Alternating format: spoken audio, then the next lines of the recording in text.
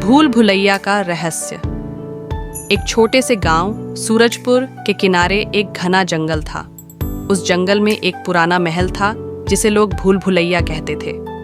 गांव के लोग कहते थे कि उस महल में कई सालों पहले एक रानी अपने खजाने के साथ गायब हो गई थी। शुरुआत राहुल, जो गांव का सबसे जिज्ञासु लड़का था, इन कहानियों को सुनकर हमेशा उत्सुक रहता था। एक दिन उसने ठान लिया कि वह भूल भुलैया में जाकर सच का पता लगाएगा। महल की दहलीज पर राहुल जब महल पहुंचा तो उसकी आंखें चमक उठीं। महल विशाल और भव्य था, लेकिन खंडहर बन चुका था।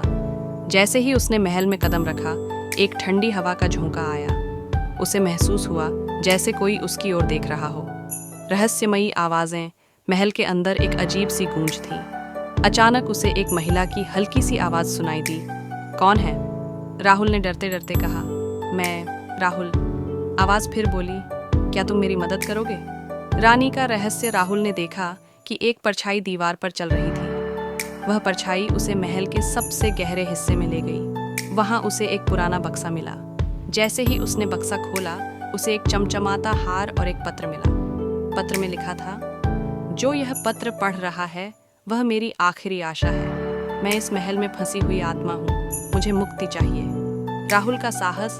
राहुल ने पत्र के निर्देशों का पालन किया और महल के रहस्यमयी रास्तों में छिपे खजाने को ढूंढ निकाला।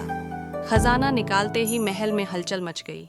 एक चमकती रोशनी के साथ रानी की आत्मा प्रकट हुई। उसने राहुल को धन्यवाद दिया और कहा, तुमने मुझे मुक्त कर दिया, अब यह खजाना तुम्हारा है।